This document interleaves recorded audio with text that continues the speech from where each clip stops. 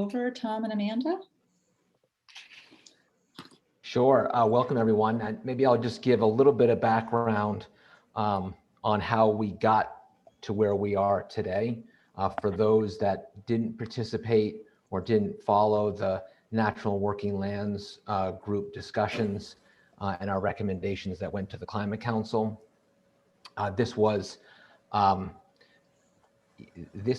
this task force today was really coming out of that group. It was a recommendation where I think there was a strong feeling of our work group that we wanted to spend more time thinking about what a forest carbon program for Maine might look like. And we had several small group discussions about forest carbon incentives for landowners, the size of those particular projects, and how the state might participate and support those kinds of activities. Through our work group discussions, we realized that we wouldn't be able to solve all of that or address all of those issues in that setting. And so the recommendation coming out of that group was to establish a stakeholder group to really dig a lot deeper into that. And so once the Climate Council approved the recommendations, this was one of those coming out of that. Rather than introduce legislation to establish a stakeholder group that we felt like would take, there'd be too much delay and it would take too much time to get that sort of rolling, we decided that an executive order from the governor bringing us all together and giving us kind of a framework for discussion was the best and most efficient path. And so here we are today, and we'll have a whole handful of meetings between now and September. And I think, or the hope would be that coming out of that, there'll be legislation and some recommendations for the governor to consider. And so that, in a very high level nutshell, is what brings us here today. So I don't know, Amanda, if you want to add to that or subtract if I've missed anything. Sure. No, I think you did a great job of covering the process and how we got here. I'm Amanda Beal. I'm the Commissioner of the Department of Agriculture, Conservation, and Forestry. I know it looks like there are some other folks listening in today.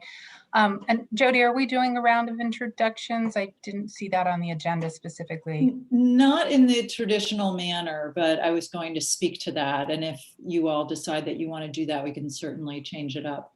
Yeah, I just know there are some folks here who weren't necessarily involved in the Natural and Working Lands Working Group conversation before. Well, I don't really have a lot to add to what Tom said, other than just to say thank you so much to everybody who agreed to be part of this group. I think we're going to have some great discussions, and I know it's a big time commitment, and some of you have already put in a lot of time already with the working group, and hopefully this will be as much fun as that process was as well. The one other thing I was just going to mention, just in FYI, in case anyone's interested, the Joint Standing Committee on Agriculture, Conservation, and Forestry has requested that our department, DACF, provide a climate briefing to them on Tuesday morning, next Tuesday at 9 a.m. So if you're interested in watching that, we'll be talking more specifically about some of the things that we're working on within our department to implement the climate action plan. And of course, we will highlight this task force as well. And if you aren't able to tune in live, everything's recorded these days. So you can just go to their page and watch it later. And yeah, so I think that's all I really wanted to add. And I look forward to jumping in. Thank you. Great, thank you, Tom and Amanda. I'm Jody Sapphire, and I was hired to facilitate this task force and know most of you, but not all of you. And I'm looking forward to getting to know the rest of you who I don't. And when I looked over this list of folks, I saw that essentially half of you were on the Natural and Working Lands work group. And amongst the other half who weren't, you're pretty frequently engaged with one another. And so there's a fairly high degree of familiarity amongst you, but not in any means completely. And we have Melissa Shea in particular. I'll call you out because I have a feeling there may be a number of people who you might not know and who don't know you. Barry Brucela, I suspect most everybody on the line may know you, but you might not know some others. So what I was going to suggest as a starting point is if you go into the participants tab at the bottom of your screen and click on your name, or hover over your name, you'll see something to the right of your name that says more. And if you click on that, you'll be able to rename yourself. And if you could just add your affiliation, your farm name, your business name, your organization, so that all of the folks who are on the committee who don't know you as well, that's another touch point, but also we have many people listening in as observers today. Also, when there'll be plenty of time over these next 2 hours to be talking and weighing in. And so maybe the first time that you speak, you could just, again, tell folks your name and your affiliation. So we develop that level of familiarity.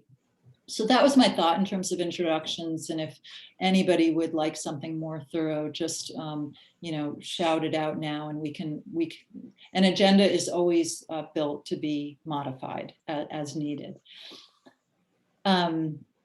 What we've asked observers to do is we have taken the liberty of turning off your videos so that task force members can see one another more easily. We, I believe, have kept everybody's audio on so that when it comes the time for public comment, you are able to raise your hand and offer any comments that you have. But if you are not on the task force, if you could please mute yourself manually, that would be great, just to reduce background noise. And what else? Depending on the what version of Zoom you have and how updated it is, you may find that your bottom bar at the bottom of your screen looks a little bit differently. Under the participant tab in older versions is where you would find something like a raise hand function, I believe. But if you have a current version, the most up-to-date version, you'll find that under reactions. And my thought was that because there are 15 of us or 16 of us on the line, that we might start by using that raise hand function to begin with. And if that starts to feel cumbersome, we can shift as you like. But just in terms of managing conversation, we'll start with that and see how that goes. So that's where you should find your raise hand function. Tom Gordon may also go into the renaming function after you've listed your affiliation and make some note under your name to let folks who are observing understand who is a task force member and who is not. So you may see your name shift a little bit.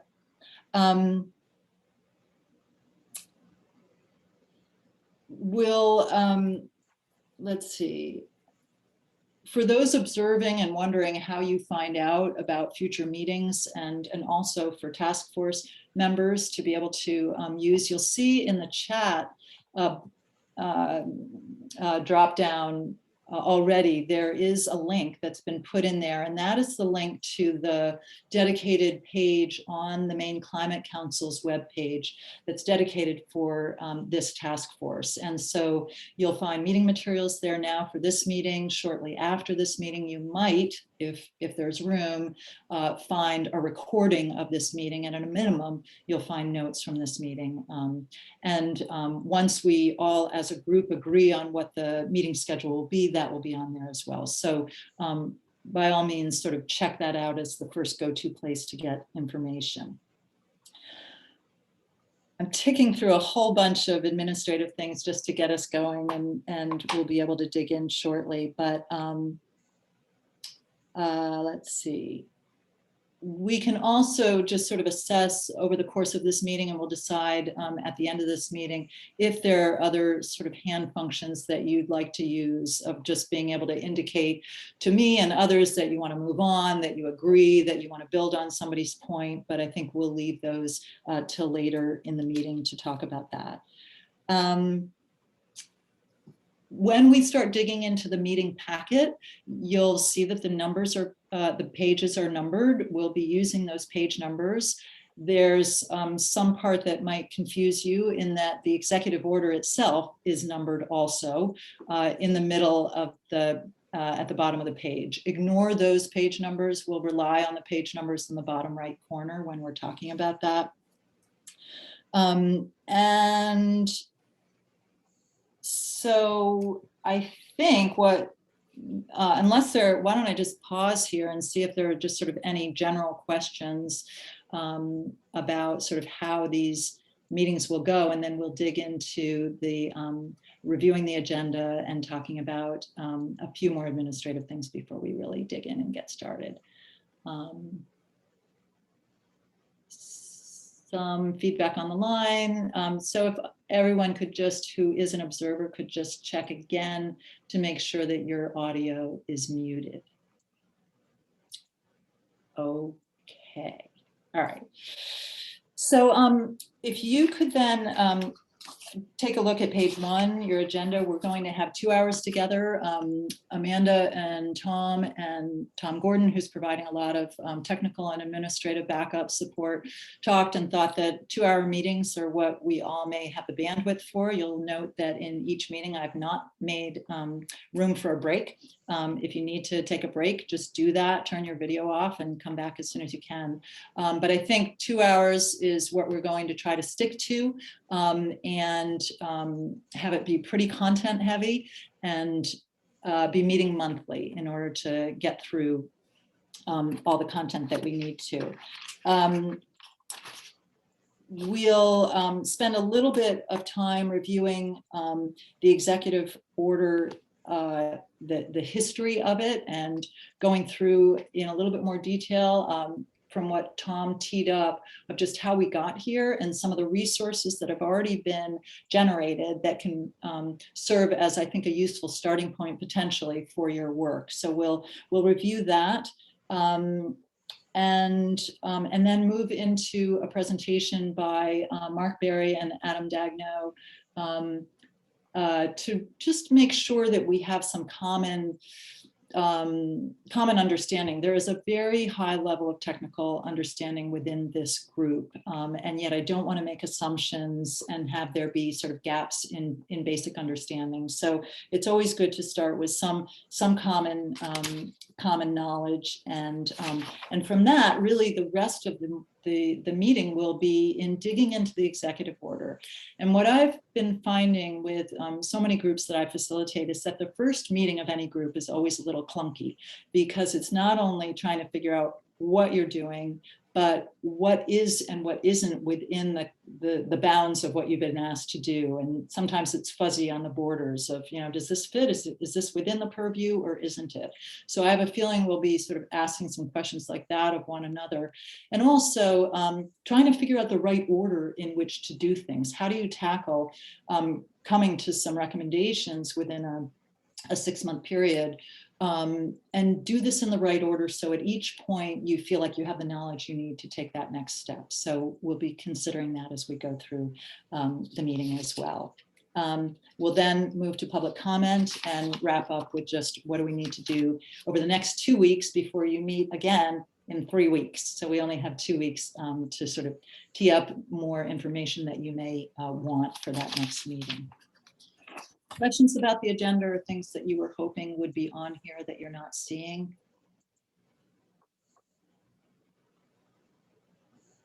Okay. All right. Well, if you then could turn to page 6 of your agenda, I'm sorry, of your meeting packet. And what I sort of promise each time is that we're going to start and end every meeting on time. And one of the promises that I hope that you all are comfortable making is reading all the materials in advance, so that once you get here, you're sort of jumping into things quickly. So that was sort of the basis of the starting of ground rules, but it's really just to be able to use a tool for you to sort of hold one another accountable. And then if things start at one point or another feeling like they're going off the rails, which often happens, meeting 4 or 5, something just sort of takes a turn, things get really complicated, that we have these ground rules to remind ourselves, how is it that we want to work with one another? So I do want to review them quickly and then just sort of get either your buy-in or your thoughts about how you'd like them modified in one way or another. Items deleted, added, or edited. So meetings do start and end on time, ideally with all of you having read all of the materials in advance, and that we don't have a lot of time together, and so when you are here, to really be here and be present. And we're relying on your technical expertise to come up with a set of recommendations on a very complicated issue.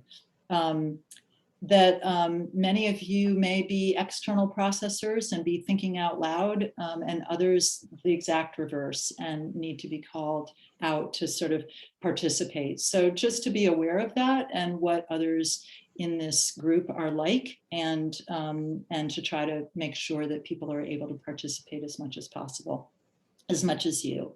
That we are adopting a problem-solving orientation. There is a big issue that we are trying to solve, and that anything that we're doing as a group, we're trying to advance that objective, to come up with specific recommendations that are going to enable forest landowners to sequester as much carbon as they're able to, and to have incentives to do so. And that ultimately, in an ideal world, you're advancing a package of recommendations that are a representation of a consensus amongst all of you. If there has to be, some 1 or 2 individuals who are just like, I can't buy into this, so be it. But really the goal is to try to ferret out what those concerns are and resolve them in this group so that we can come up with a consensus recommendation. Finally, just an acknowledgement that every meeting that we hold is open to the public, that comments are on the record, and we want to make sure that we provide opportunity for the public to weigh in and offer their good thinking as well. And so we'll make sure that that happens at every meeting. And then finally, we all know one another in one way or another, and hope that we just sort of build on one another's humanity and sense of humor and have fun while we're getting this work done. So very much encouraged. We don't have to be too serious while we get this figured out. Any questions, concerns, further ideas about that, so that we can get to a list of these that you're comfortable with and that you can endorse?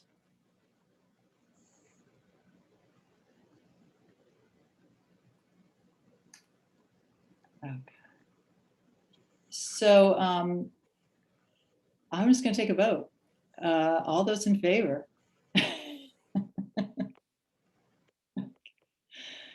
All right. Great. Thank you. All right, good.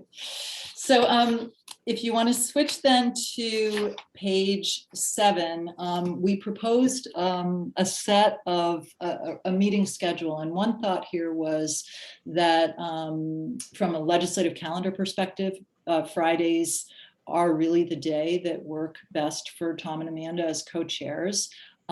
We did already hear that maybe Friday afternoons are not great, so you'll see that the meeting time after today is suggested at 10 until 12 in the morning. So just wanted to get feedback about that. You'll see they're not completely exactly the same length apart. Part of that was holiday related, part of that was personal conflict, but by and large, it's once a month. So any way in which you were hoping that this meeting schedule would look different than it does, or are aware of conflicts that maybe we weren't when we set this up? Okay. And Tom and Amanda and I have not had a chance to talk about this in any detail, but one of the thoughts was that, of course, this task force is coming out of the Natural and Working Lands Work Group recommendations, which made it into the final climate action plan. The Climate Council framework requires that the working groups meet twice a year after the plan was submitted. And so there needs to be some thinking about when those two meetings happen and whether it makes sense to combine them with this task force or not. So it's possible that one of these 8 meetings that have been listed might be a broader meeting with other Natural and Working Lands Work Group members, but we'll sort of figure that out as we go and whether that seems appropriate or not. But just wanted to give you the heads up about that. So I think then with that, we can shift to pages 8, 9, and 10. And perhaps for background, for those on this task force who were not members of the Natural and Working Lands Work Group, the work group itself developed 5 strategies, and one of them was strategy 2, which you find at the top of page 8 in your packet. And there were many sub-strategies within strategy 2, but what I listed here were just the 2 that actually ended up becoming the basis of this executive order. And what constitutes the rest of these 3 pages is that for a period of time, the Natural and Working Lands Work Group divided up into 3 subgroups, and one of them was focused on forestry issues. And it started doing kind of a deep dive into what might a forest carbon program look like, and what were some of the parameters and the guiding principles, and how might you develop incentives, and what might eligibility requirements look like, and so on. And so we didn't want to lose this. You are not required to build on this exactly, but it was good thinking. And so I think what we'll end up doing is carrying this list of pages forward into subsequent meetings as well, so that you have it as an ongoing resource to the extent that you want it. And when you start moving beyond it and it no longer becomes useful, it will no longer be included in there. But hopefully you read it and you saw sort of the direction at the time. And the other thing to keep in mind is that the world has shifted, and what may have seemed like possibilities 6 months ago may be viewed as somewhat more difficult now, given a pandemic and the economic realities associated with it. So I don't know, that's for you all to decide. The last page, page 10, gives a little bit more detail on the thinking that went into suggesting that the open space current use taxation program could be ready to be revisited and might be an opportunity for adjustments. So again, just keeping that as an ongoing resource in mind, and we'll carry that forward for a while. Any questions about those materials? There's go ahead, Karen. Hey, Jody. Hello, everyone. Karen Tilburg with the Forest Society of Maine. I wasn't sure when to ask this question, but this group does decide to take up tax open space type related issues. Will there be available staff people from other departments or other parts of the administration that could help us if needed? Do you want to speak to that, Tom or Amanda? Sure. Yeah. Yes, Karen. We will be able to reach over to Maine Revenue Service, Maine Municipal Association, hopefully as well, to have 1 or 2 of those representatives come and sort of talk about those programs. Great. Dana, go ahead. I just wanted to mention, I know, Jody, you did a great job putting all of these pieces together, including the highlights from the natural working lands that were direct to this group. But there are a couple of other pieces of the recommendations from that group Okay. that might be beneficial to folks who weren't on that working group. For instance, the governor's executive order mentions 2E in there about logging, and I noticed you didn't send that out, and there might be some other pieces. So anyway, it might be helpful to just send out all the recommendations to, especially for folks who weren't on that group, just so they can familiarize themselves. Sure, I can do that. I could also have it be more targeted, but pick up the pieces that I missed. So Sure. why don't you and I talk offline? And yeah, I thought about sending everything, and then I thought it might just sort of be distracting. So, Sure. but yeah, I'll have a note to reach out to you. Thank you. Other questions or thoughts? Okay. All right, well, why don't we shift then over to a presentation that Adam and Mark are going to give jointly.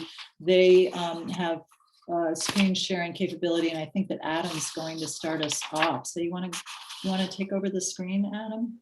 Sure. Let's see. I do this eight hours a day and still seem to sometimes not get it right. So I'm going to do the classic where I put it up and then I ask my students to nod and let me know if they can see something on the screen. So a nod or a thumbs up.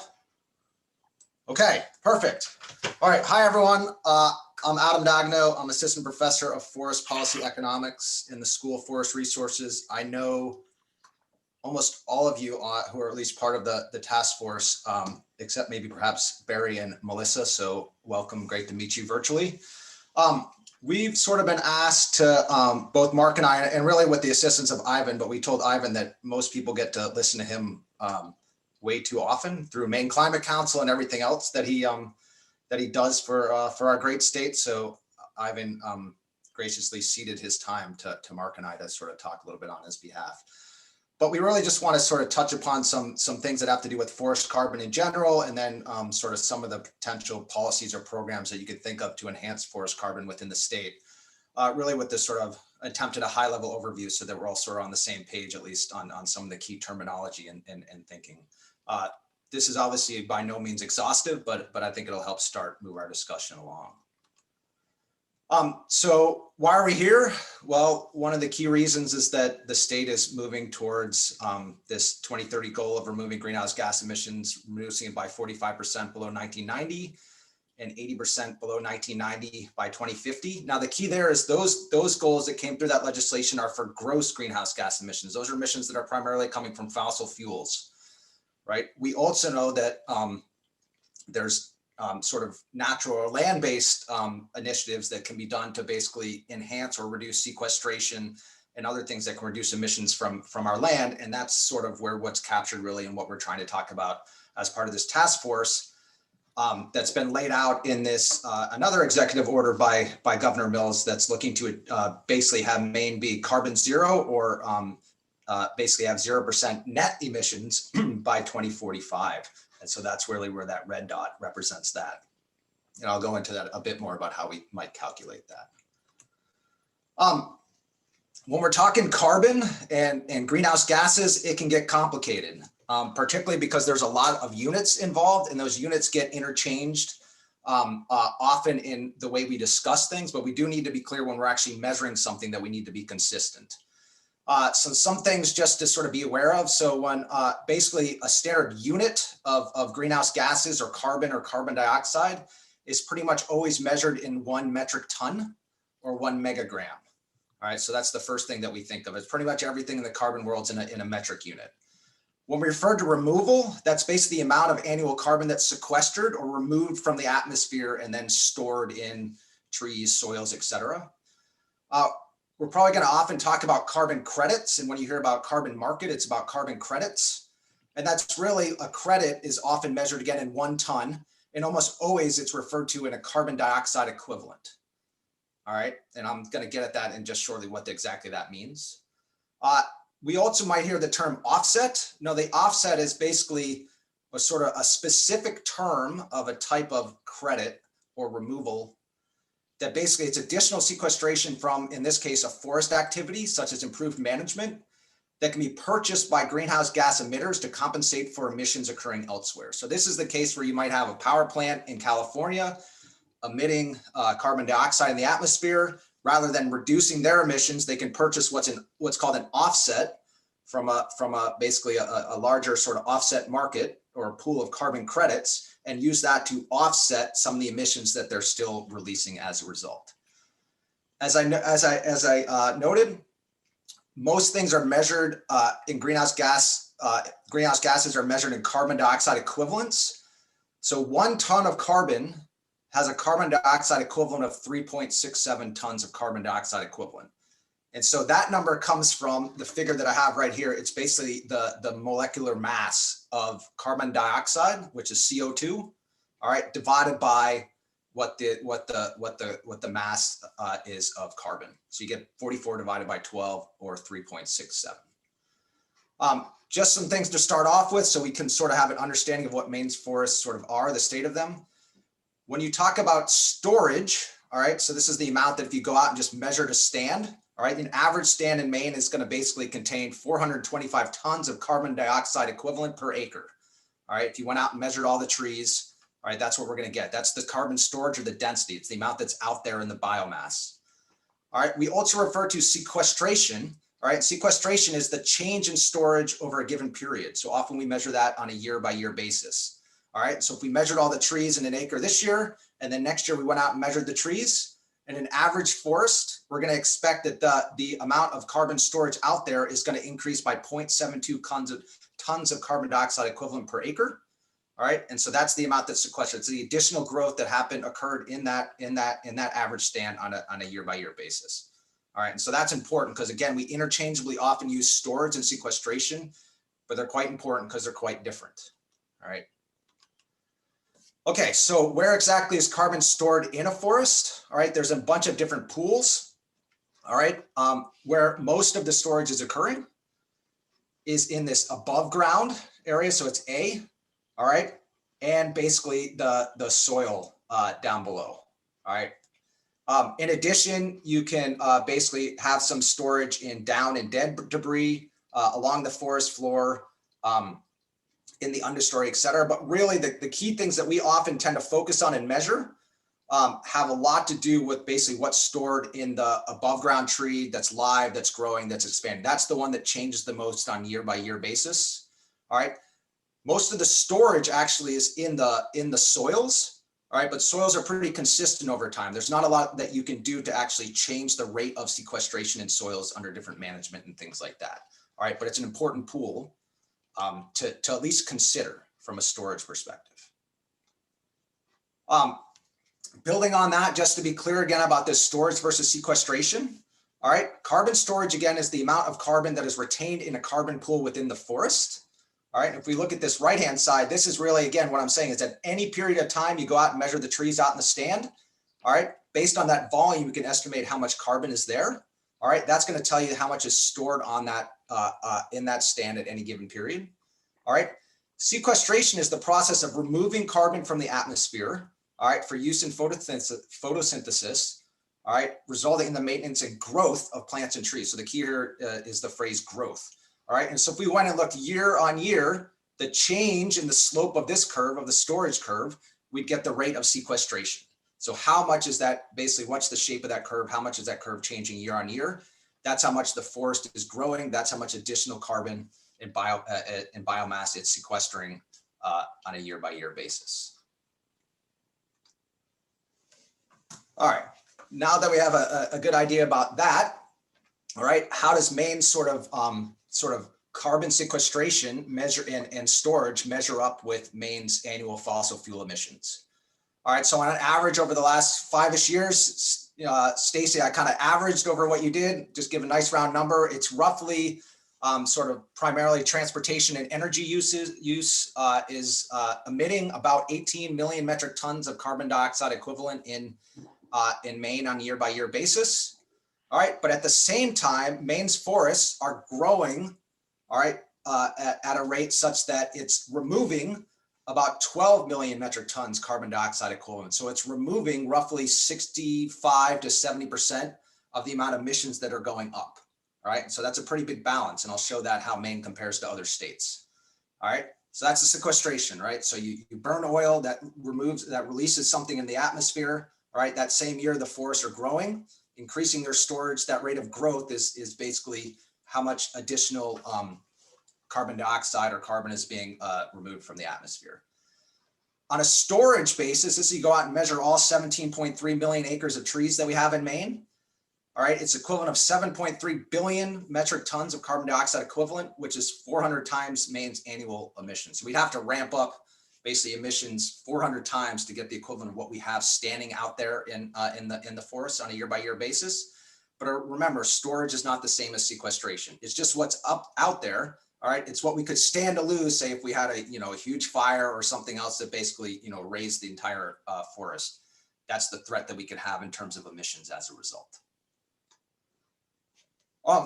This figure here is just showing how these emissions and removals are changing over time.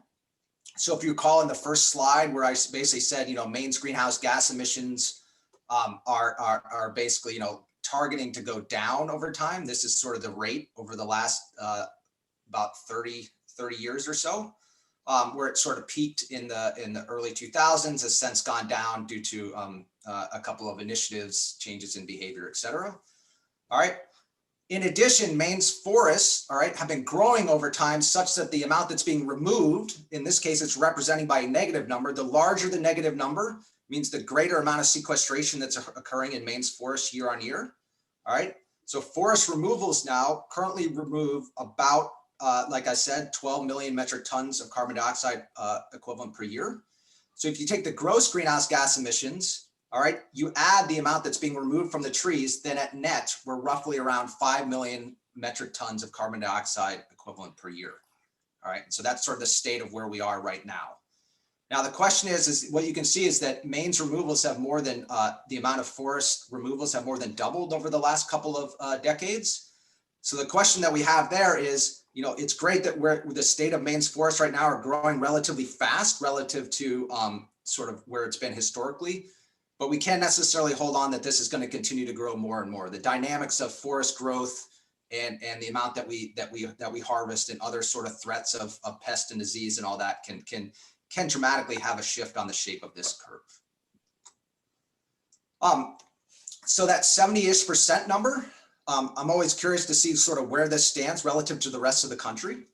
And so what you can say, what we've done here is that we've basically gone out and said, where does Maine compare in terms of amount of forest carbon that's removing annual greenhouse gas emissions? All right, and Maine ranks 4th in the country, behind Oregon, Vermont, and Mississippi.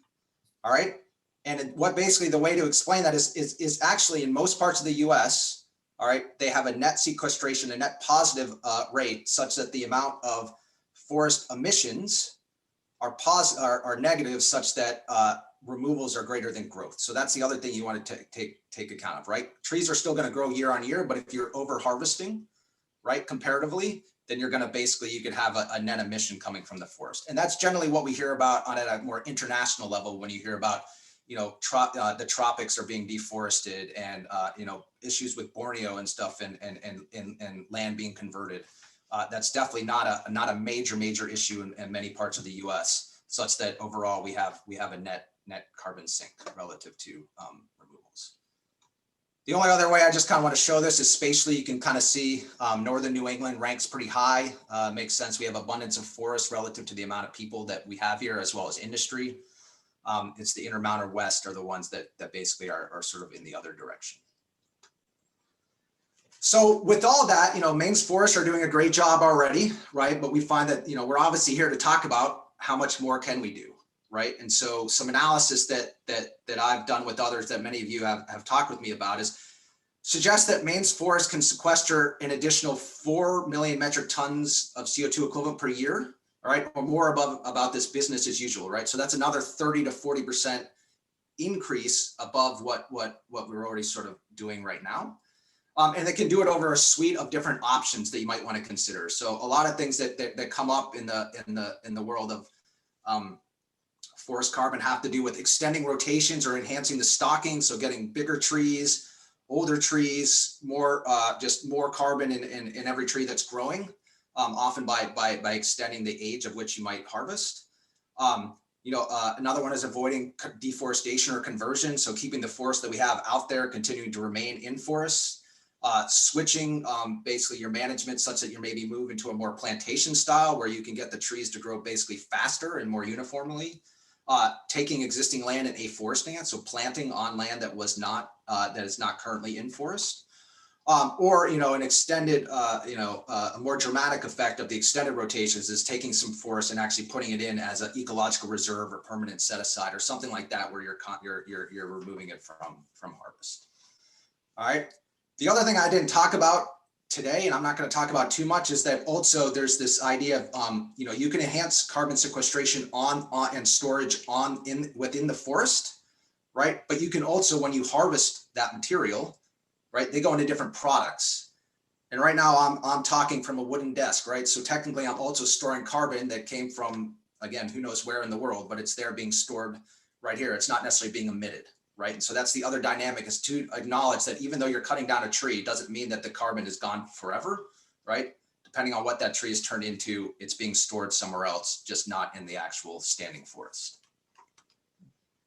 And I think this is the last thing I'm just going to talk about, is this idea again about thinking about this idea of, even though I said deforestation is not a huge issue in Maine, numbers that came out of the council and other studies that are out of the working group and other studies that have supported said that Maine over the last sort of 20 to 30 years is losing close to 8,500 acres per year and is projected to lose up to 10,000 acres per year over the next 10 years.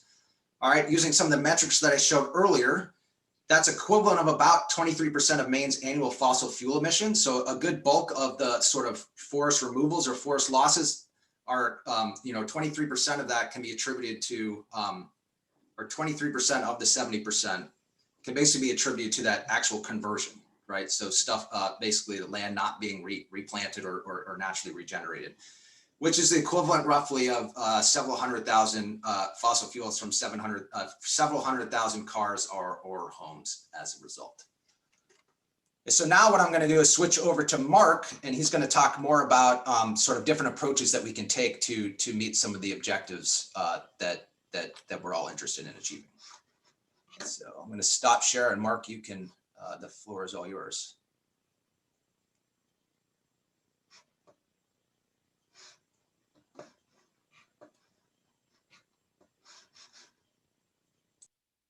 Thanks, Adam. Really appreciate that overview from you, and look forward to the questions and conversation as we're done here. Starting with Adam's last slide, noting that we are losing forest land in Maine and we're projected to lose more, leads us to ask, what options or tools do we have to change the results we're currently seeing, including that rate of forest loss? And there are a couple of different possibilities. The regulatory approach would acknowledge that there is a public good in the climate, but timber has been a private property asset, and regulatory approaches to require forest carbon sequestration and storage don't seem likely. So that leaves us with trying to change landowners' motivations. And that could be done either through communication or through incentives. The communication realm would include helping landowners to consider the climate in their management decisions, providing them information about how to do so effectively, and inspiring new landowners to acquire and steward forest lands. I'm of the opinion that that will remain an important strategy, and it's something that we can all participate in. But a lot of our conversation here will be around incentives, essentially financial tools to encourage management for a better climate outcome from forest carbon.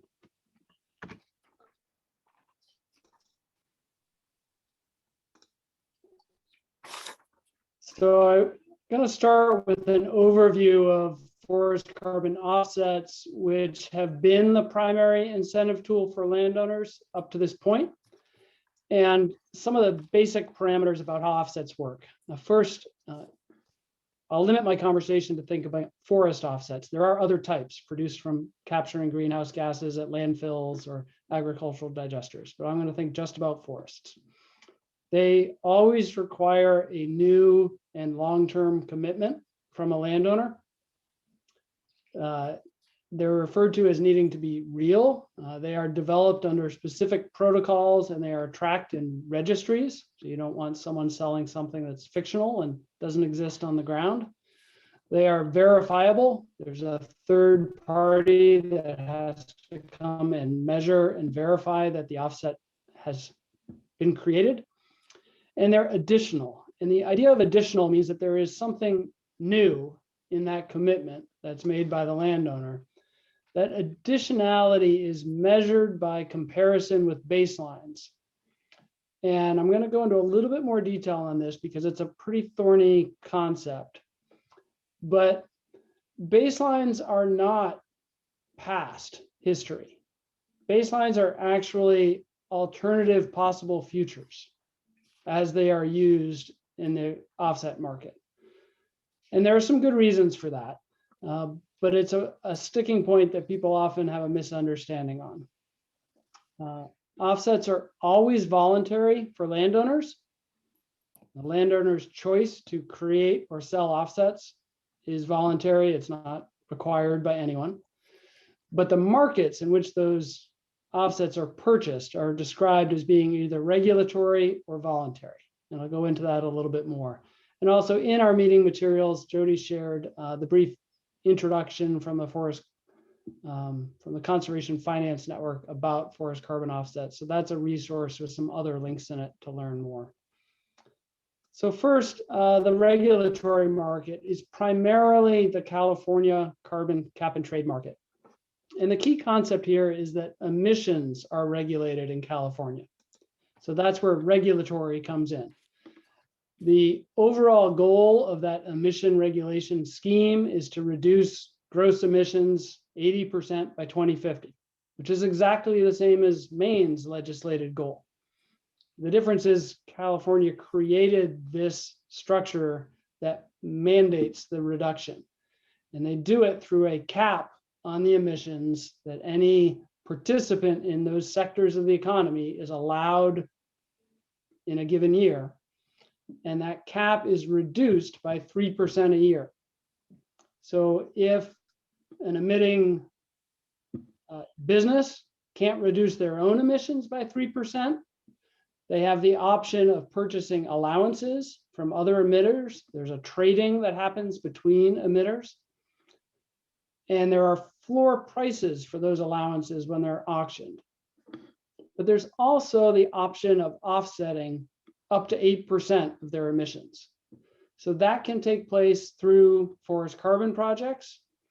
And it's essentially a cost containment mechanism for this overall program of mandated emission reductions. So you'll often hear people say that a forest carbon offset is allowing someone to emit carbon. And that's technically true, but it's only true because the sector as a whole is being required to reduce their emissions. If that were not the case, then they wouldn't need to be allowed to emit carbon. In Maine, everyone is allowed to emit carbon. There's no restriction on it whatsoever. So that's just a little bit about how things work in California. One distinction between forest management offsets in this program versus in the voluntary market is that the baseline in this regulatory market is determined by the existing legal commitments that a landowner has, things like state laws, things like conservation easements, and by what's called regional common practice, which is essentially a measurement of what other landowners are doing in the same part of the world. So it's helpful to understand this, but at the end here, I say it's a relatively limited relevance for us going forward for future projects in Maine, because California has added a new provision to their program that require that these offsets have a direct environmental benefit to the state of California. It's difficult to prove that when you're in Maine, and so we don't expect to see a lot of participation in California's offset market going forward. So the alternative is the voluntary market. And for improved forest management projects in the voluntary market, The commitment is shorter. It's still significant long-term. It's a 40-year commitment, but that's by comparison with 100 years for the regulatory market. It's a shorter process to start a project. It's a simpler project agreement. And there's a different approach to determining the baseline.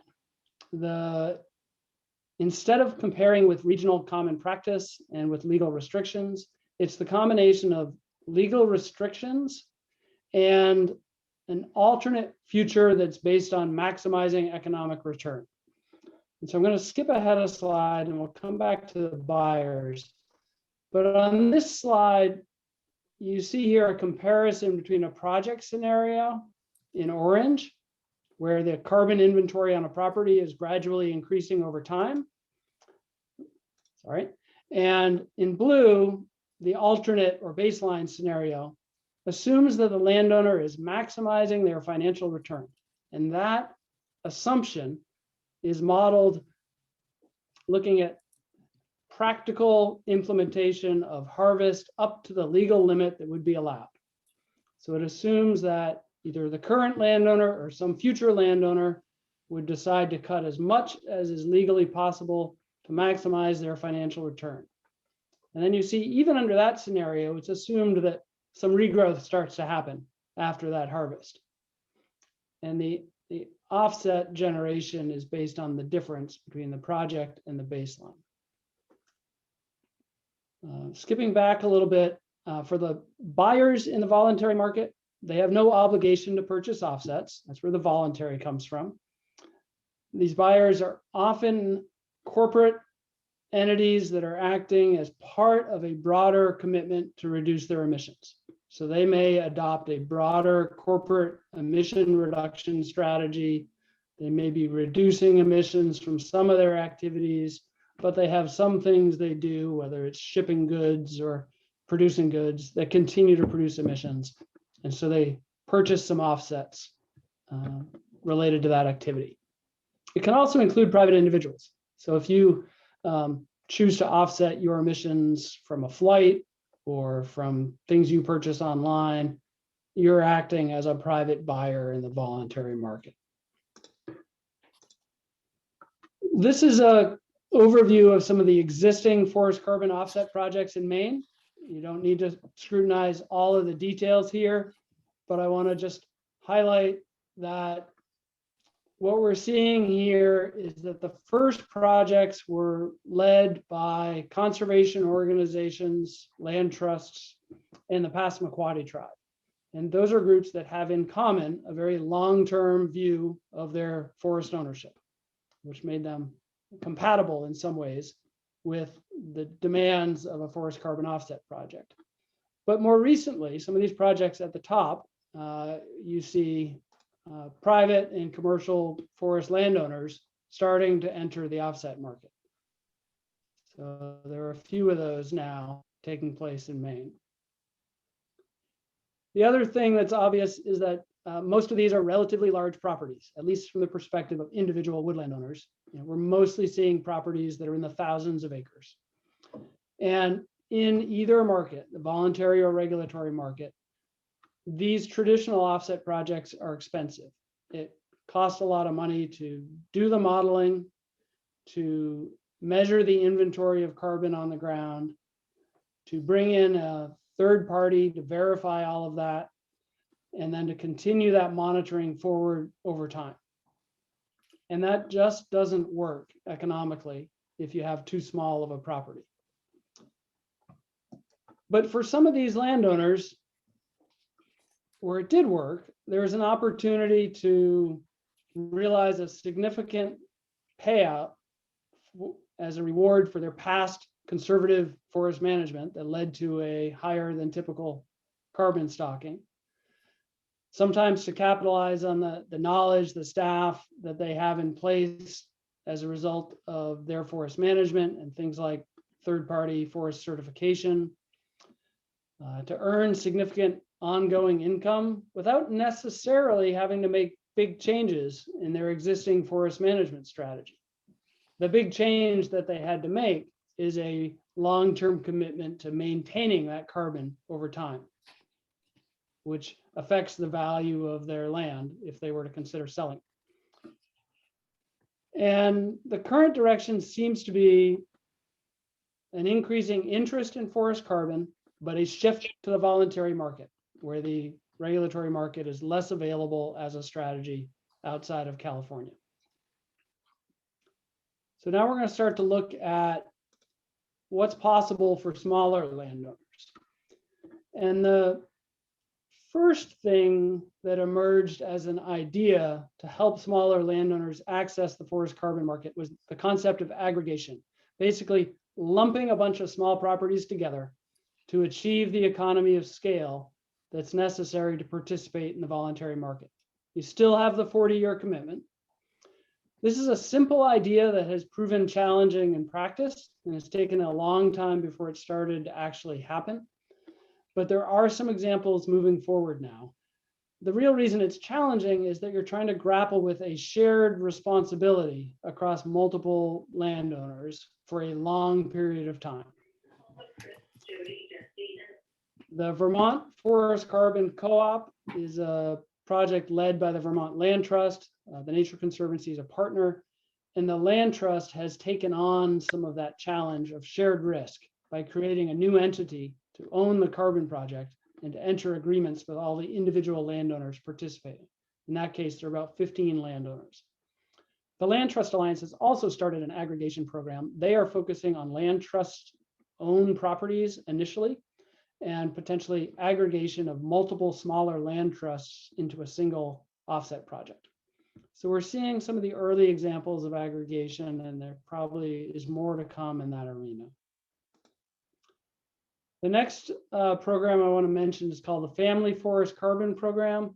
This is led by the American Forest Foundation. The Nature Conservancy, again, is a partner. What's different here is instead of being based on an inventory of forest carbon on a specific property, it's a practice-based commitment for the landowner. So the landowner enters a 20-year agreement to implement one or more specific practices on their land. And they are paid for that practice under a contract with the American Forest Foundation. The program as a whole later measures the impact it's having on forest carbon across all the landowners that participate, and then has the opportunity to generate offsets for the voluntary market. So the landowner doesn't have to reach the economy of scale. The landowner just has to agree to implement a particular practice, like an extended rotation, or some of the other things that Adam mentioned could be candidates. This program is being piloted in Pennsylvania and California right now. There are plans for its expansion, including to New England. It may be here in the next couple of years. The other emerging offerings that I am seeing, there are multiple new approaches, all based on the idea of reducing costs and bringing this financial opportunity to smaller owners. Finite Carbon has been one of the biggest participants in both the voluntary and regulatory markets so far. They have a new program that they are piloting, which they are calling CORE. It has an easy web-based enrollment software. You can still work with your own forester. You can think about what portion of your property you want to enroll in this program. And they similarly are piloting it now and expect it to be scaled up to the rest of the country in a year or two. A company called Sylvia Terra is relying on remote sensing and machine learning, and they have produced a nationwide forest inventory. This map on the right is from them. It's showing basal area, which is a corollary to forest carbon. It's a pretty high resolution product, and they are updating it annually for the entire country, but it's proprietary and not freely available. They are trying to roll out a program that's based on annual payments to landowners without the long-term commitment. I have to admit, I don't fully understand the model behind their program, but we'll learn more about it.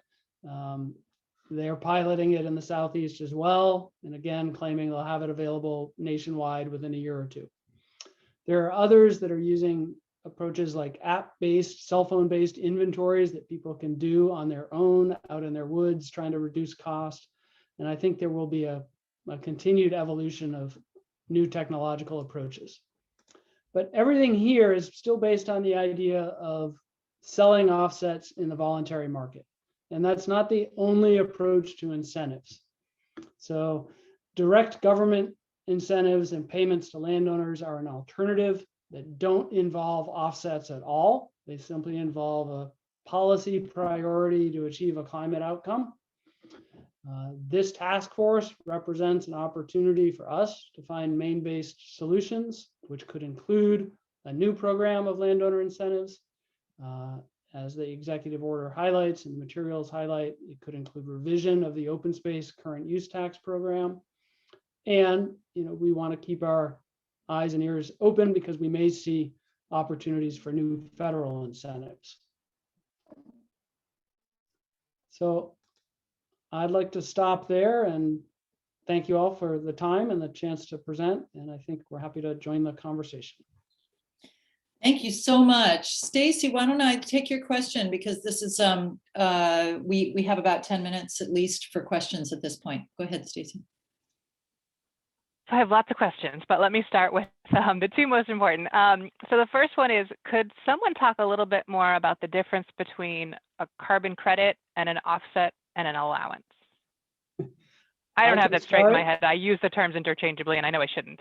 Yeah, I can start, and Adam, Ivan, anybody want to join in? But allowances are always within a sort of a cap and trade structure. And so that's really where an allowance occurs.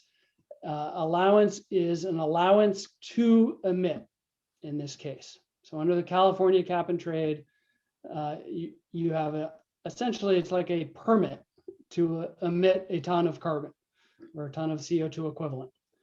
And the offset is the opportunity to, instead of being issued one of those allowances or purchasing one of those from another emitter that was issued it, you can purchase an offset instead. But offset is a term that's used outside of that regulatory market. And when an offset is taking place, it means that there is sequestration of carbon happening somewhere else. So that's the idea of offsetting. You have emission happening in one place, you have sequestration happening somewhere else. They cancel each other out or they offset each other.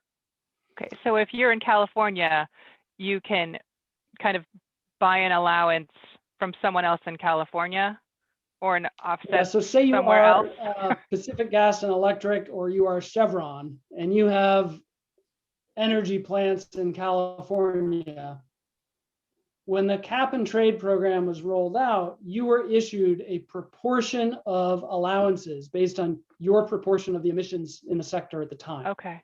Okay. And then the number of allowances ratchets down every year. Got it. The proportion you're allowed ratchets down. You are reducing your emissions if you can by changing, the technology at your facility or changing what you do. And if you can't accomplish enough of that, you have to either do less or purchase allowances or purchase offsets. Okay, that makes sense. So yeah, Stacy, to build that up, allowances are the currency within the regulated entities. So these are like the power plants and the fossil fuel manufacturers industry. Yeah.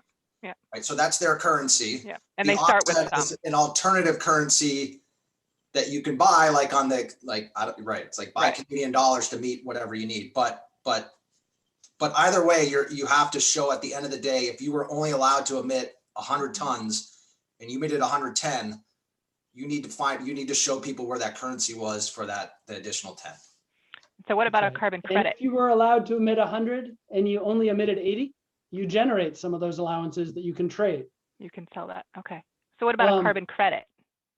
So offsets and credits are a little sloppier. From my perspective, people do use credits and offsets pretty loosely. I think Adam did a nice job of sort of describing, a credit is a record of the sequestration accomplished, and whether or not that credit is considered an offset depends on whether it's sold as one.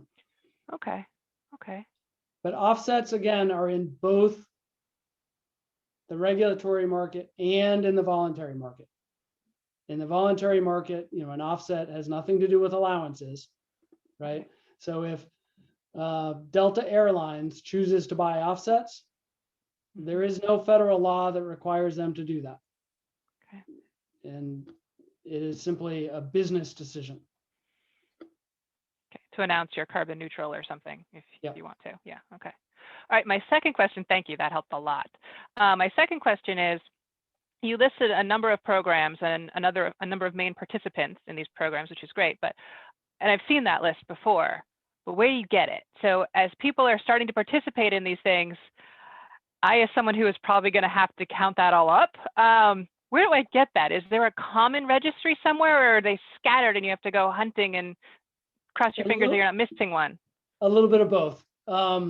Happy to spend more time on that, but there are only a few registries. So that list that I shared, one, I'll admit, it was a few months ago, the last time I looked through the registries. There could be something new since then, but it's not super hard. The registries have a very similar interface.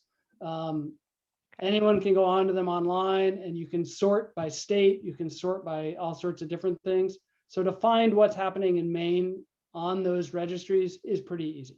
Good, good. Okay, excellent. So, and Stacy, I'm proactive, even though you and I didn't talk. I actually have a student who has downloaded everything from all these registries you can find. And so we do have at UMaine an ongoing active spreadsheet. So that's something that maybe that we can share amongst this group or whatever. It's all publicly available information. Great, great. Excellent. Thank you. I'll stop there for now. Other questions for Adam and Mark? I actually have one as well, but I want to leave it till others have asked theirs. Okay. Jody, this is Patrick. I had a quick one. Yes, go right ahead. Mark and Adam, if a landowner participates on the regulatory market and sells their credits, does Maine then have to subtract that out of its calculation of emissions, or is that just sort of a policy calculation we're making? What are your thoughts on that? Stacy is very appropriately raising her hand. Well, that's an easy question. Yeah, so Patrick, the current answer is we plan to report it both ways. So we want to report kind of what our atmosphere sees initially, and then later on in the report there will be an accounting that includes those carbon offsets, because that's kind of on paper, right? Obviously there's not a boundary around Maine, but yeah, so we're going to do it both ways to be fully transparent, because some strategies may depend on one or the other data set. And this also allows for comparison between other states and adding with other states to make sure people are doing it the same way. Great. Thank you. Tom Duke, go ahead. I think I have a question and a comment, but I guess my comment is we're using units that landowners are not familiar with, and in tons and millions of tons and things like that. And I'm assuming, Adam, maybe this is for you, I don't know, but you've developed the numbers on carbon tons and based upon converting from traditional inventory data to tons, right? To carbon tons? Correct. It might be useful to know what that conversion was, because landowners are never going to think in tons of carbon. They're going to think in cords or tons or basal area or something. So I think it's useful going forward at some point to present it in a way that a landowner will understand what they're dealing with, I think. So that's just a comment. That's just a comment. And we can do that. Because you already have the data, you've converted it. As in anything in forestry, the conversions can get messy, and we need to work with whatever resonates with the public. The other thing I just wanted to understand, one of your slides, and it was the slide about how you would increase sequestration on an annual basis, and you had a bunch of different things listed, tree planting and things like that. And one of them was, a set aside would increase carbon sequestration on an annual basis. And I was trying to figure out how that came to that conclusion. Is that the assumption that by setting it aside, there was going to be some activity on that land, and then by setting it aside, there isn't activity, so that sequesters more carbon? Is that the logic? It's a mix of no longer doing any harvesting, right? And the fact that when you set it aside, it's not complete, it's not ecologically mature, right? So those trees are maybe, they're 50 years old on average. When you set it aside, they're going to continue to grow towards being 150. Right. I was just trying to figure out how that actually increases from the current. If you're increasing from the current, setting it aside doesn't automatically increase it. It just means you've taken some risk out of it. Is that it? Well, it's because otherwise you might be harvesting trees that are 30, 40, 50, 60 years old, right? It's just when you present it, it looks like automatically setting it aside, somehow enhances it. It doesn't. It just means it takes out one of the changes that could happen. And right? Yep. Yes. So You're measuring Tom, another way to look at that is that the comparison with all of those things is, again, it's not a simple comparison between what used to be and what will be. Right. It's always a comparison with what might have been and what will. That's what I was asking. Kind of, is that how the logic you're using to make that statement? And I just was trying to follow the logic of it. Okay. A question that I have that is really in service to this group, I hope, is because in thinking about what are the sideboards of ideas that you could consider when you think of a regulatory market and the additional constraint that's been put on California market? Is it safe to say then that a regulatory market's kind of off the table? This group shouldn't be spending time thinking about how can there be a better bundling of small acreages to be able to penetrate the California market, because that's sort of a done. So that's part of the question. And the other part is there any sign that there are any other states that are developing a regulatory market that Maine should be aware of? So I just want to make sure, can we take it off the table or not? I guess I would say that things in this space have always been in flux and have always continued to evolve, and they will continue to evolve. And we're not in a position to predict everything that might happen. But as of now, the momentum is toward the voluntary market and away from the regulatory market. And I spoke a little bit loosely when I said the regulatory market is California. It's primarily California. It has been primarily California, but it also has included some Canadian provinces. There is the possibility that other regulatory markets could emerge. Mm-hmm. I guess what I would say is that I don't see an indication as of now that it's likely that any regulatory markets would become more attractive to Maine landowners than the voluntary market. Great. Okay, thank you. Thank you. Dana, go right ahead, and then we're going to shift. Sure, thank you. Great presentation, guys. Very, very helpful and great data. So I guess here's it's probably a comment and a question. So the comment is obviously the carbon markets, especially on the forest land side of the house, really the goal is to incentivize landowners to keep their forests as forests, but at the end of the day, it's about reducing harvest. It's incentivizing them to reduce their allowable cut, from my perspective. And maybe I'm wrong, and I see Adam shaking his head. Yeah. So I guess, are any of those markets taking into consideration the downstream negative impacts? And again, obviously, you know who I represent. I represent the harvesting side of the world. So those who are negatively impacted, obviously the long-term positive impact is reduce greenhouse gas, sequester more carbon. But what about the tangential impacts to those who are negatively impacted by less harvesting in the long run? So I would say that they don't do a good job of considering negative impacts to people one way or another, but they do model the role of forest products in the impact on the climate from forest products.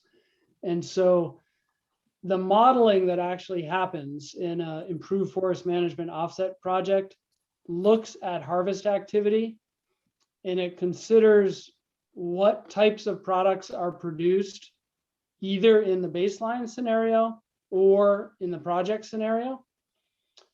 And to the extent that a project produces forest products, especially long-lived forest products, that carbon is not counted as immediately emitted.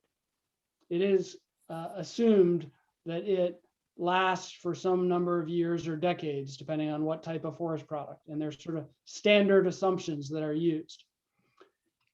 So a project that is based entirely on reducing harvest actually in its modeling is penalized for that, because there is a concept of leakage that assumes that that harvest is going to go somewhere else. So when one landowner just simply stops harvesting, the economy stays the same size, forest products get produced somewhere else, whether it's somewhere else in Maine or in a totally different region of the world. And there is a penalty essentially charged to that project for leakage. It is one of the areas that's been heavily criticized in these forest offset projects. Some think that penalty is not substantial enough, but it is in the calculation. So again, the offset mechanism doesn't provide a tool to say, how does this affect employment? How does it affect the economy? It doesn't attempt to do that, but it does think about the role of forest products for the climate. So I don't know if Adam can add to that, because I'm not sure that was thorough. I'm going to cut it off, and I'm only going I'm just to going to say that Mark covered that pretty well. And as we go on through the next few months, this is going to come up time and time again. So thank you, Dana, for raising it. It is something that we need to talk about more. Okay, thanks. So I'm going to suggest that we pivot, because we only have we really only have 20 minutes, maybe 25. We'll see what level of public comment there is. But this is where it gets a little bit tricky, because we've got, if you turn to page 4 of your packet, bottom right 4, which is also middle of the page too, but nonetheless, if you turn to the second page of the executive order, where it's listed these actions that the task force will take, I want to make sure that we have enough time to really just at least brush touch on all from A to I, and think about, just get your general reactions about, as you read them prior to this meeting, quickly, are there areas of expertise that you have in regards to this particular question? Is there a particular order that you think it's logical to be tackling these? Are there ones that are particularly complicated and you think some sort of offline work's going to need to be done? So I'm going to take these in order, because I don't have a better idea than that. But if any of you have a better idea on how to get through these A through I in 20 minutes, to at least have had, 2 minutes to talk about each of them, just feel free to offer it up. Because I don't think there necessarily was a particular logic in the writing of it. I think it was more of a, let's make sure that this task force does these things. I could be wrong. And Tom, if you have any insights into that, weigh in, please. But so we'll start that way, but again, jump in if you have other ideas.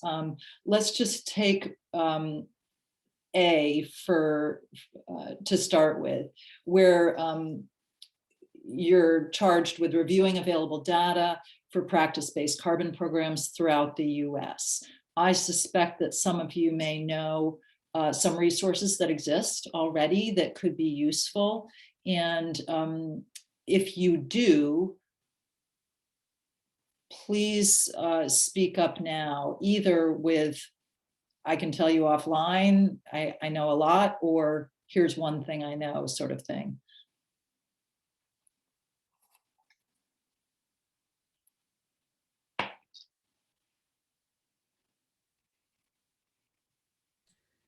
Jody, could I just ask, do we know what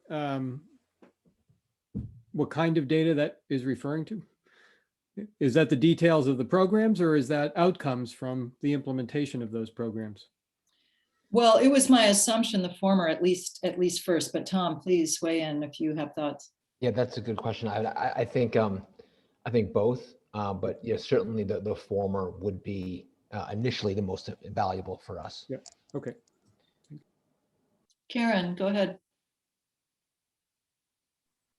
I mean, I'm pulling a little bit from being on the original Natural and Working Lands group, but what's common to a number of these, which I think we might be able to help infuse the information into a few of these, are what are the kinds of commitments that landowners are making, either under the regulatory or voluntary programs that are in use. In other words, I think that we already know that a number of landowners have made these commitments, some of them 100 years, some of them 40. What do they look like? And do we have any data for what's working? Because I think that information then can fold into a number of the tasks and would be not that hard to put together in some fashion. So it's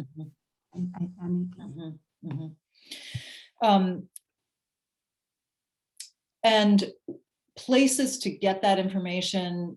I'm guessing that several of you do have knowledge of where this information exists. Am I making that up, or?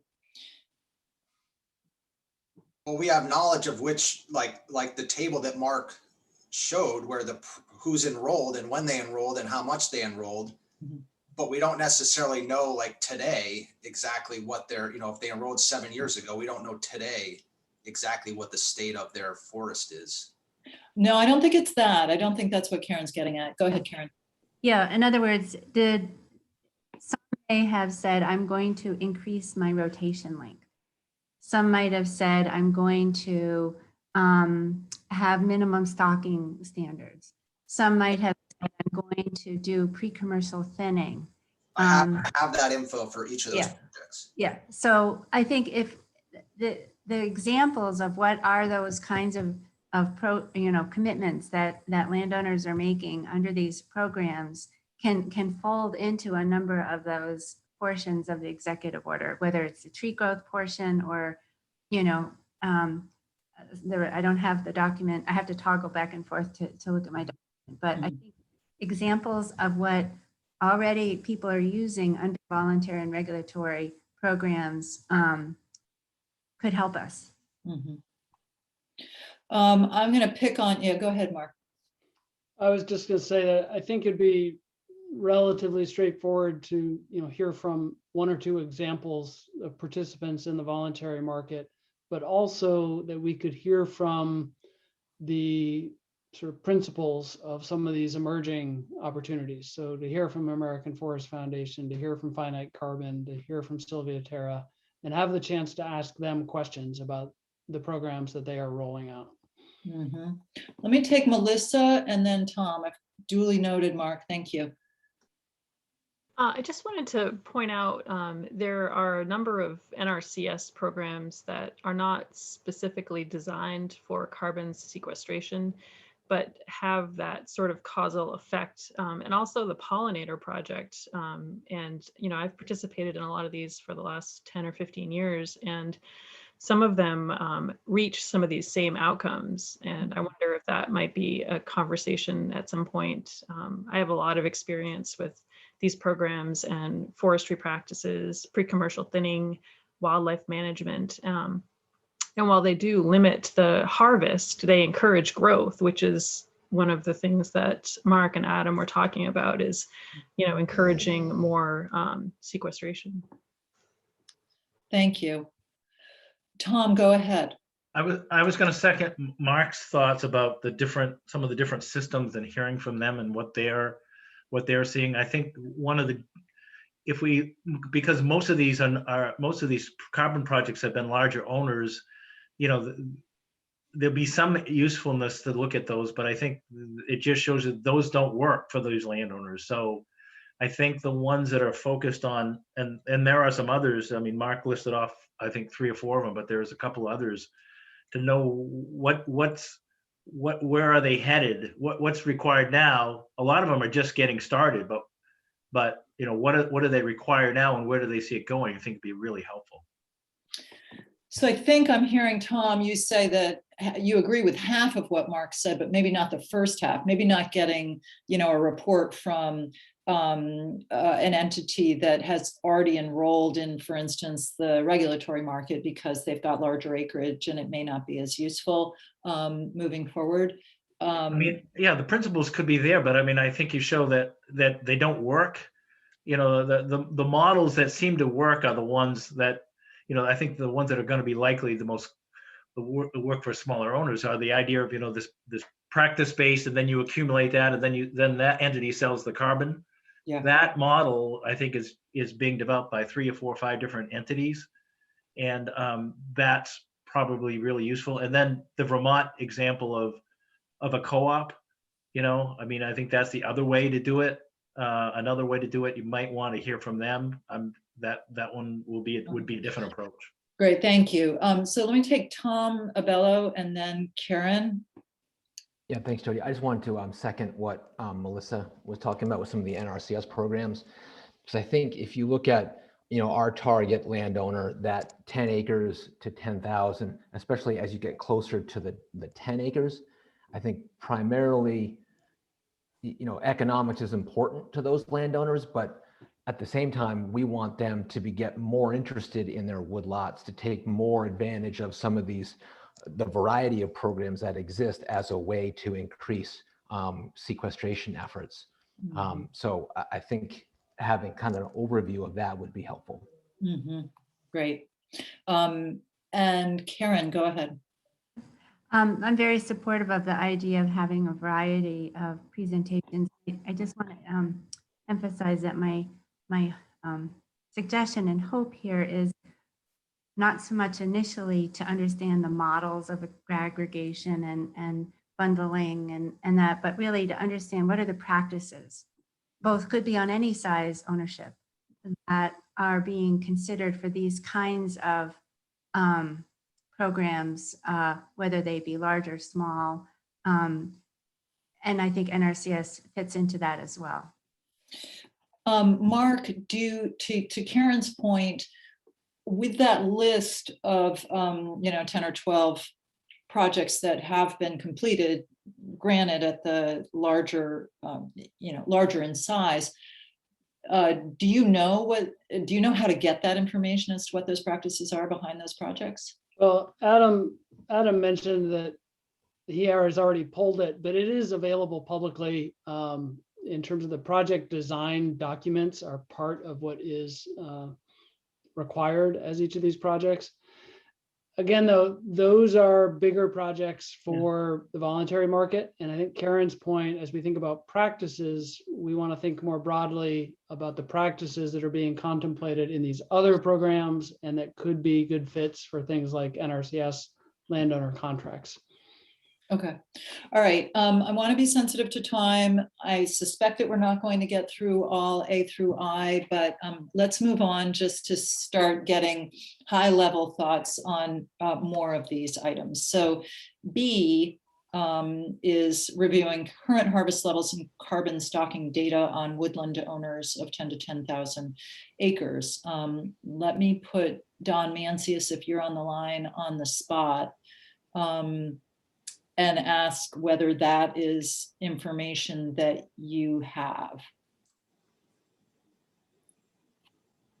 And you see Don, but he's not. Oh, there we go. He's trying.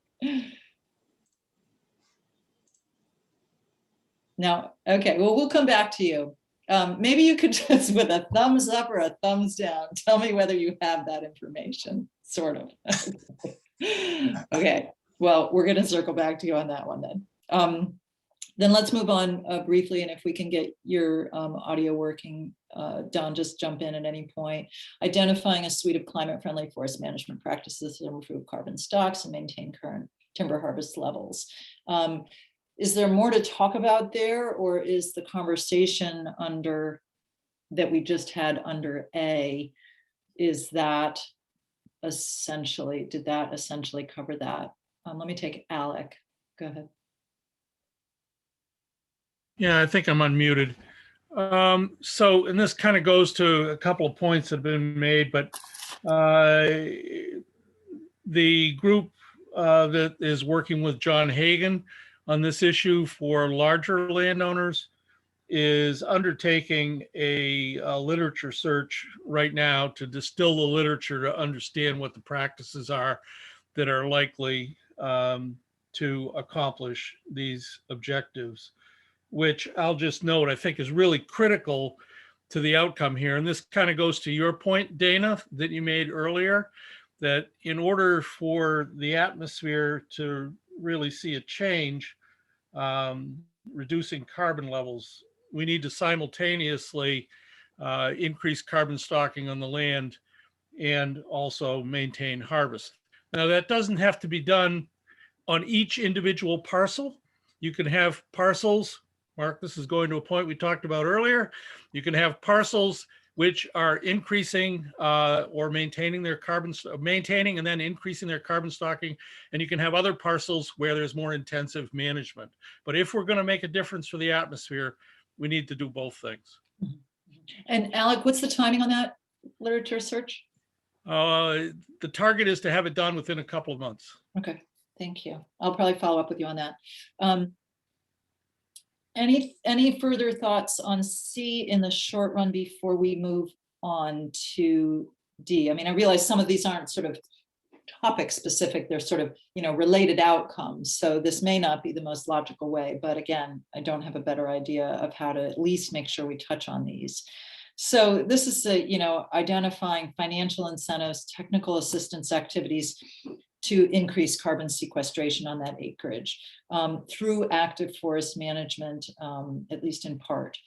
So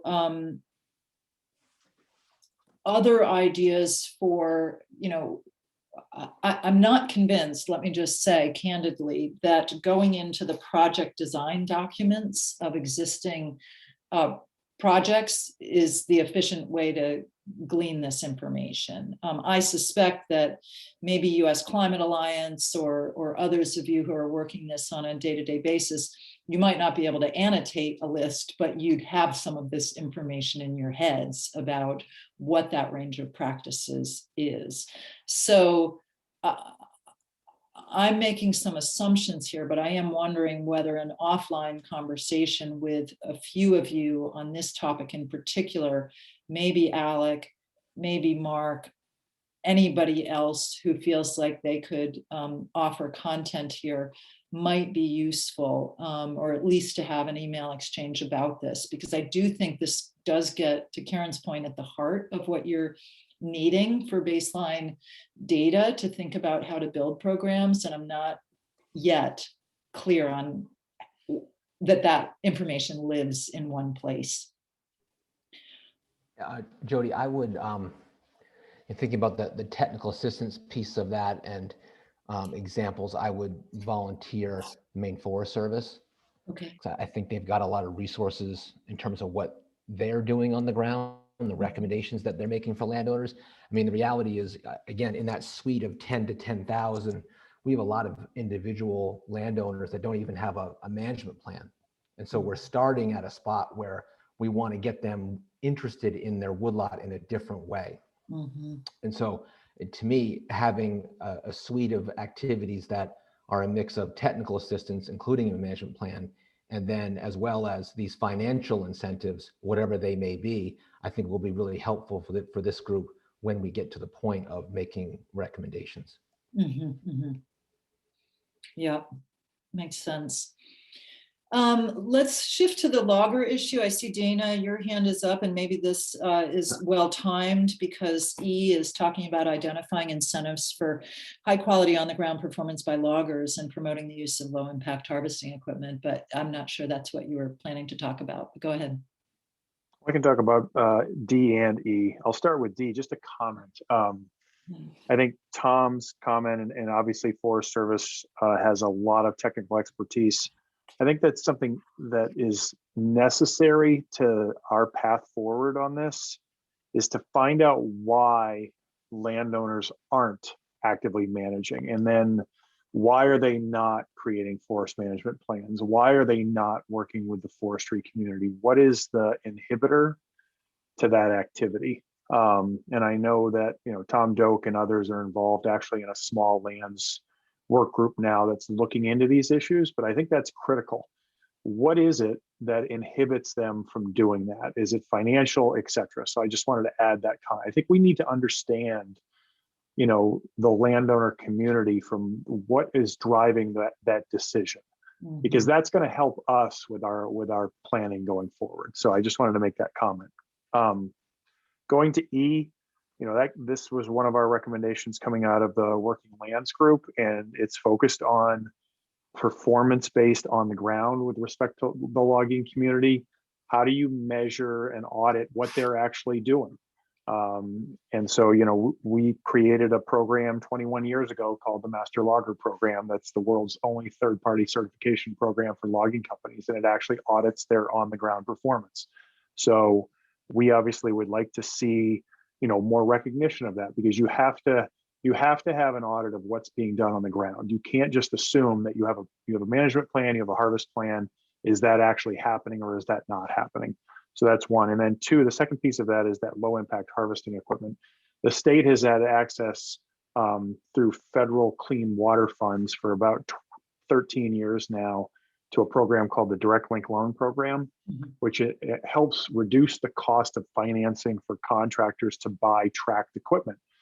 So tracked equipment is expensive. It goes up exorbitantly every year. Some of the equipment that's used by companies today is upwards of $750,000 to $800,000 per piece. So if there's going to be investment in the type of equipment that's necessary, there has to be some further assistance, and that fund is tapped out early every year.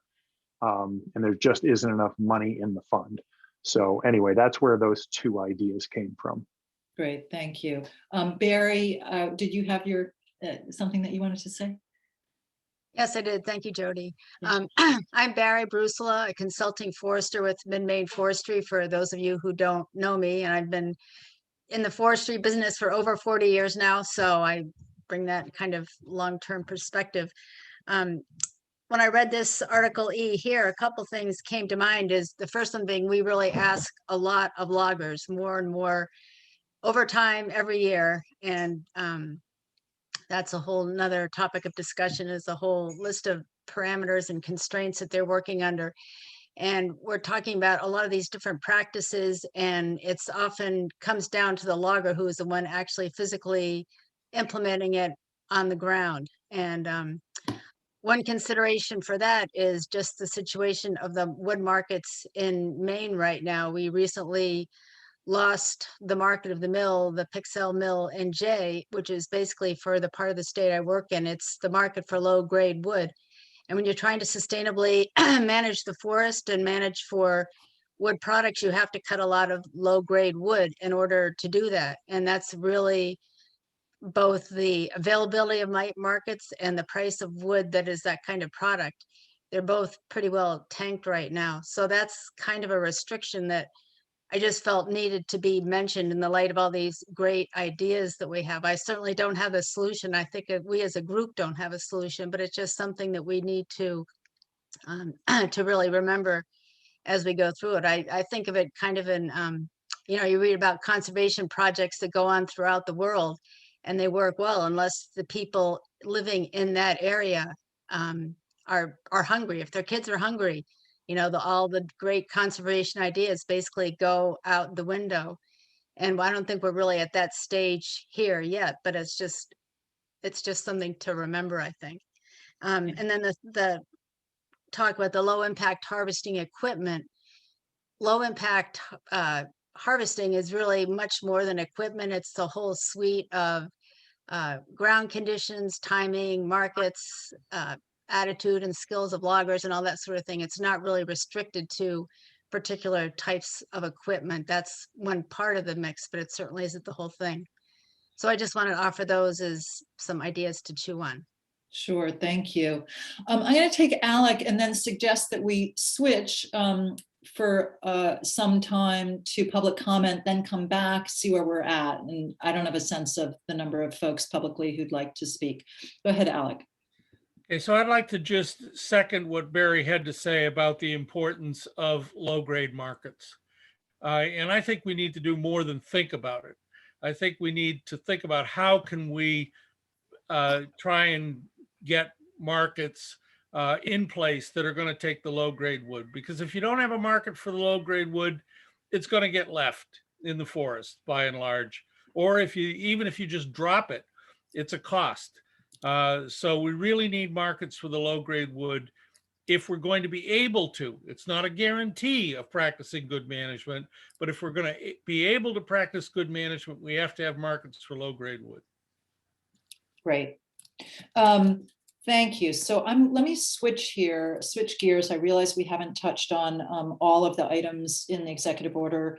Probably was tall expectation for today.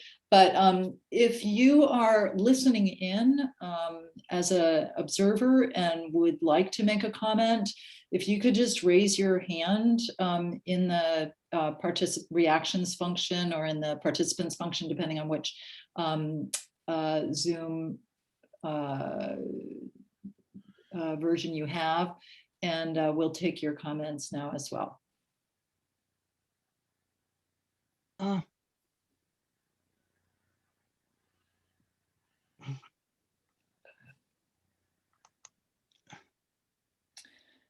Yeah, and I'm not seeing any, which is fine, but and we can also shift public comment to earlier in the meeting next time if that seems like it would be helpful.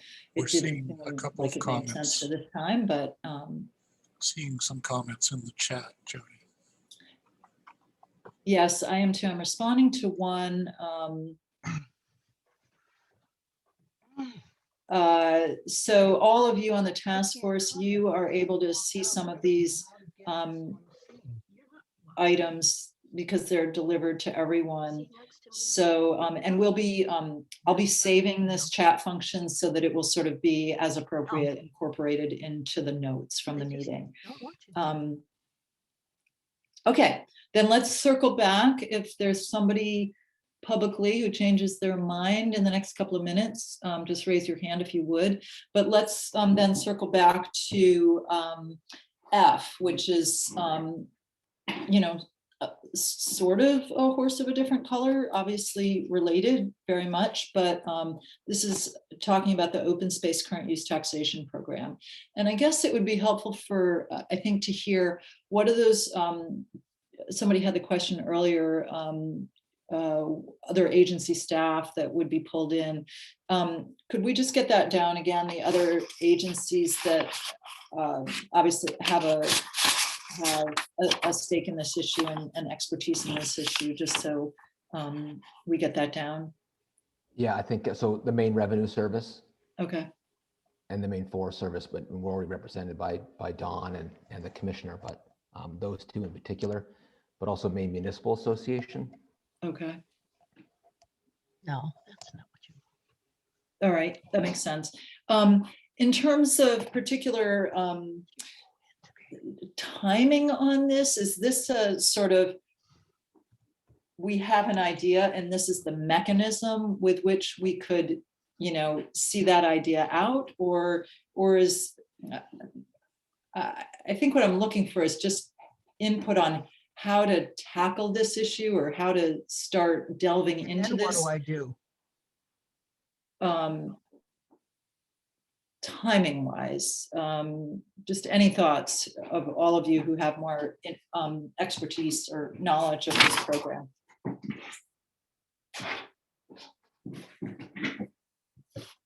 I guess I would note that, it's a good conversation for us to be having among a number of partners here. It is inherently perhaps somewhat less complicated than the rest of the scope of our work. From my perspective, it might be something that we could begin to address a couple meetings in rather than focusing on upfront. Tom, what's your thought about that, Tom Doe? Well, the concept would be you'd have of open spaces, you get a reduction in your, it's a current use taxation, you get a reduction in your property taxes if you do certain things. So I think you'd almost have to figure out what are those, we'd have to have discussions about what things count, toward carbon benefit, what things are carbon benefit before you look at how to fit something, whether any of those would fit into an open space program. So to me, I would push the open space discussion a little further down the line. Okay, well, two people are agreeing. Karen?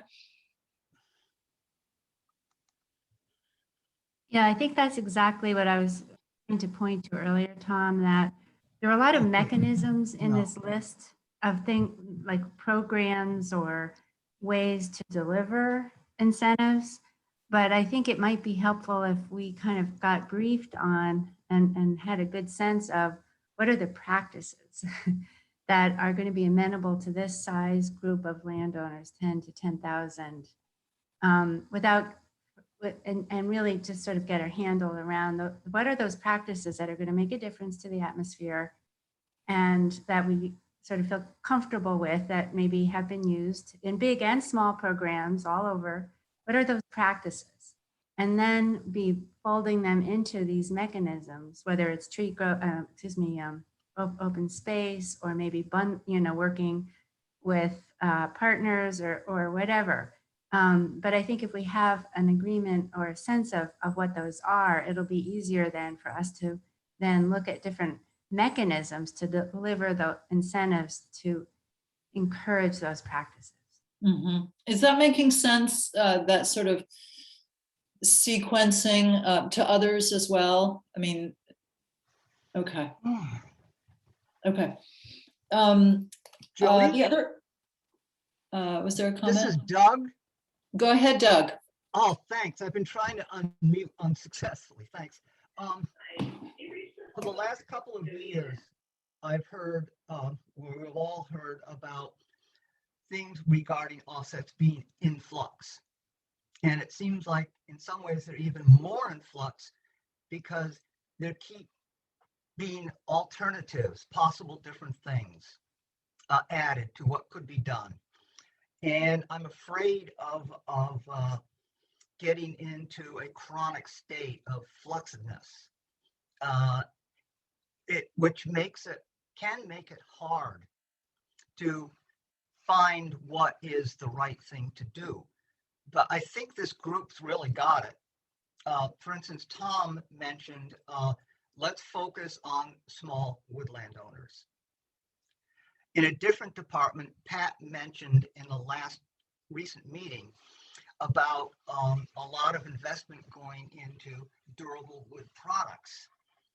I think that this group has what it takes to, by September, come up with strong recommendations. Some of them were already made way back in the Natural Working Lands group. Some things can't be answered right now, such as what will the state of the market be, particularly for low value wood. But I feel strongly that by pushing ourselves towards strong goals, a plan that will work with the legislature or the governor, whatever the powers may be, that doing so will help in the long run the wood products industry, sequestration, all simultaneously. I just plea that we don't get bogged down because it's so easy to. Thanks.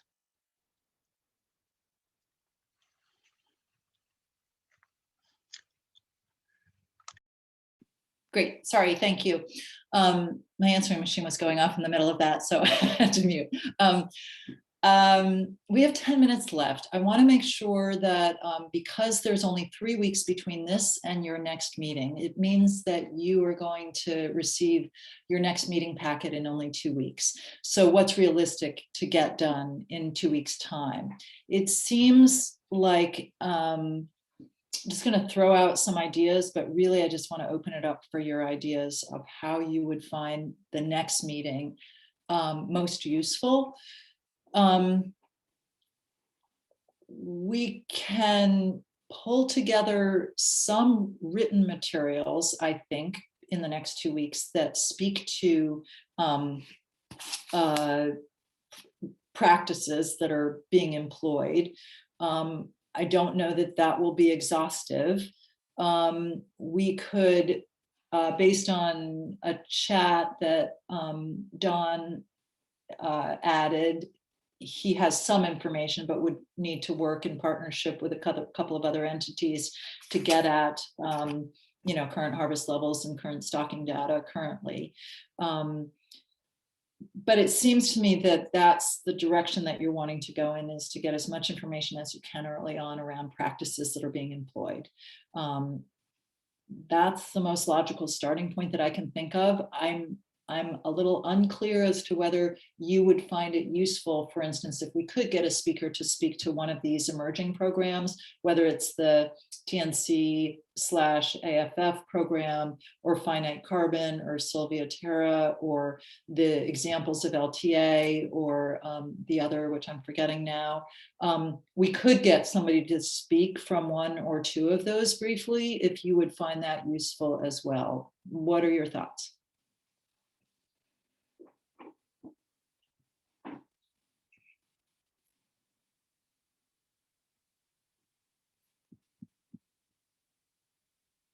Karen, go ahead.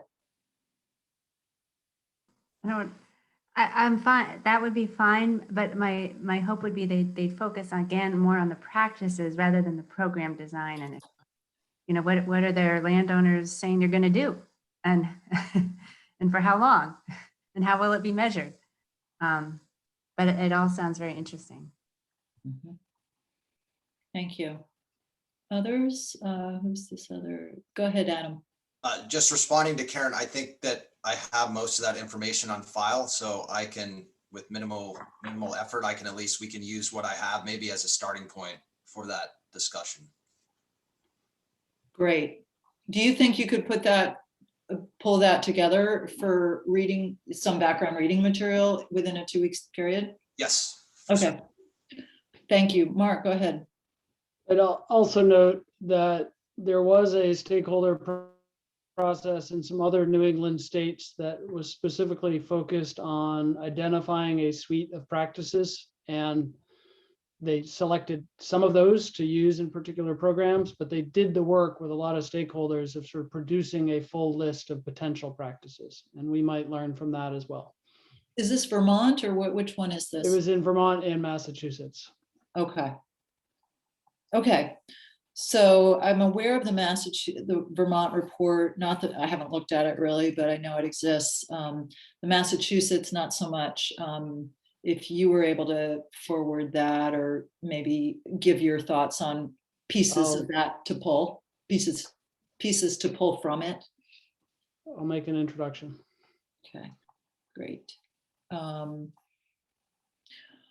Okay.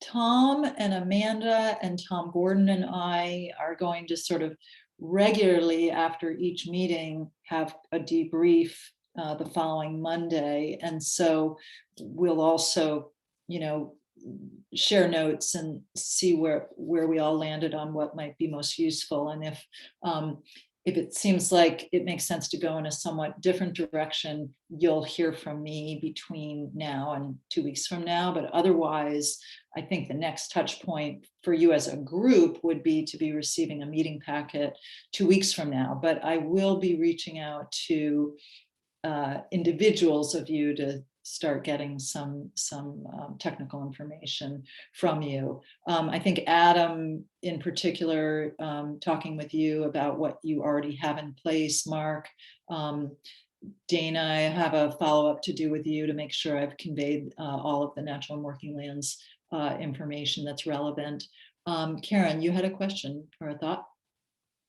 It would be a suggestion, and it may not be necessary for this next meeting, but it certainly would be helpful fairly soon to get just an overview of the open space program's effect on municipalities and kind of where things are with that, and any issues that are kind of boiling or puttering, so that as when the time is right to enter into that exploration, we have just a nice foundation of you know, how the open space is working in its current configuration, any issues that are happening at the community level, and the costs, how those are being handled. Awesome. Ryan, go ahead.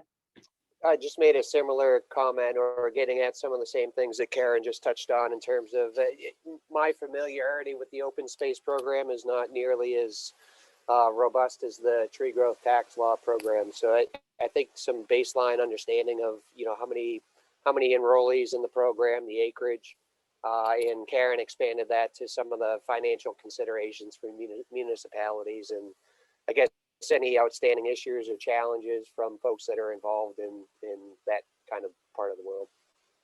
That's great. Yep, that makes sense. Tom Doak, do you have that knowledge in your head, or should we be tapping I someone could else? help. So I could certainly help with a lot of it.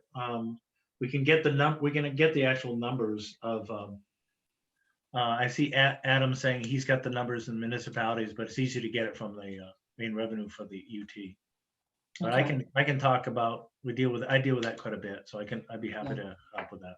Okay, maybe tapping Tom, you and Adam together for a presentation on that a little bit later on. Okay, that makes sense. In the final 2 minutes, just reactions to the structure of this meeting, anything that you'd like to see handled differently next time, just so you have that final opportunity to weigh in.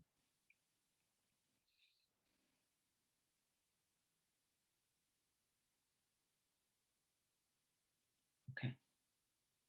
It's Friday at 4 o'clock.